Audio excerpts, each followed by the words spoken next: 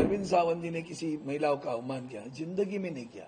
वक्तव्य को उसका अलग अर्थ लगाकर जानबूझकर मुझे टारगेट किया जा रहा है। जब मैं कर रहा हूं, मेरे ऊपर गुनाह भी दाखिल हुआ, तो मैं अपेक्षा करता हूं कि देश में महिलाओं के सम्मान में पार्टी वाइज नहीं देखा जा सकता। 29 तारीख को मेरा वक्तव्य हुआ। 1 तारीख को जब उस दिन भी पूछा गया था, उस दिन कुछ नहीं बोली हमारी बहन, लेकिन 1 तारीख को उसे याद आया। आप सभी जानते हो कि पिछले एक दिन से बड़ा माहौल भारतवर्ष में मचाया जा रहा है कि अरविंद सावंत जी ने किसी महिलाओं का अवमान किया, जिंदगी में नहीं किया। 55 साल राजनीति में हूं, अगर हुआ तो मैं उल्टा अग्रणी रहा हूं उनको सम्मानित करने में। उसके मैं उदाहरण बहुत कुछ दे सकता हूं कैसे मैं अग्रणी रहा हूं, लेकिन दूसरी तरफ मैं इतना ही कह सकता हूं, जिस तरह से जो वक्तव्य हुआ, वो वक्तव्य को उसका अलग अर्थ लगाकर जानबूझकर मुझे टारगेट किया जा रहा है, वो मुझे खेद लगता है, दुख लगता है।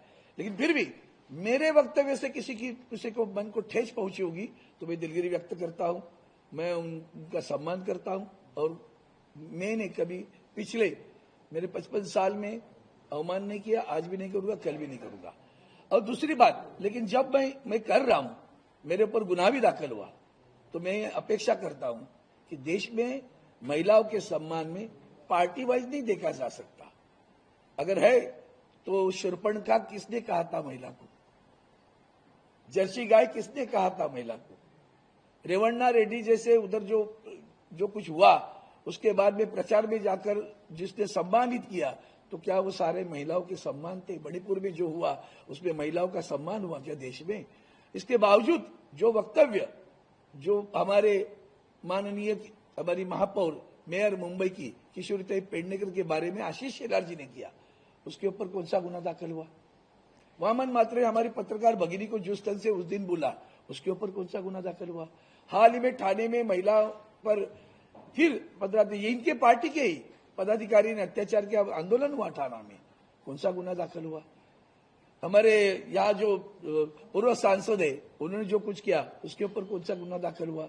राम कदम जी जो विधायक है, उन्होंने जो कुछ बोला, उसके ऊपर कौन सा गुना दाखिल हुआ? अगर आपको महिलाओं के सम्मान के प्रति इतनी अगर आपकी संवेदना है, तो ये सारे लोग जिन्होंने जो वक्तव्य किया और जो महिलाओं को अवमानित किया, उनके ऊपर भी कार्रवाई होनी चाहिए, ये मेरी मांग है। और वो जाकर पूछ लीजिए, आपसे प्रार्थना है, भैया आपने ये बोला था, आपके ऊपर गुना। अब्दुल सत्तार, उन्होंने सुप्रिया सुले के बारे में क्या कहा था, तो उनका क्या हुआ? उसके ऊपर कार्रवाई हुई? कौन सी कार्रवाई की बताओ तो मुझे।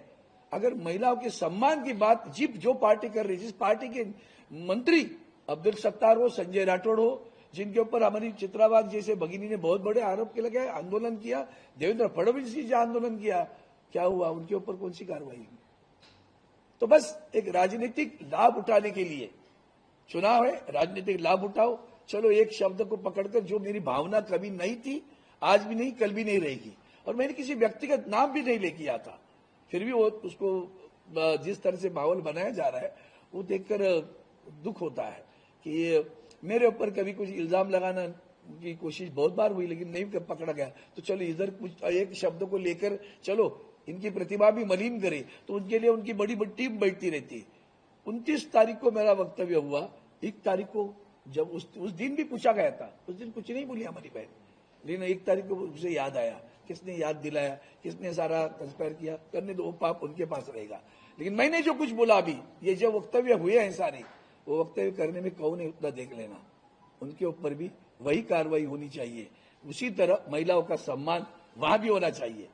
पार्टी के लोग कुछ भी बोले और उसके लिए कुछ नहीं, हम बोले तो बात का पतंगड़ बना देते हो, उसका ये दुर्भाग्यपूर्ण बात है। लेकिन फिर दोबारा कहता हूं, मैंने किसी की भावना अगर मेरे वक्तव्य से ठेस पहुंची हो तो मैं संवेदना जताता हूं।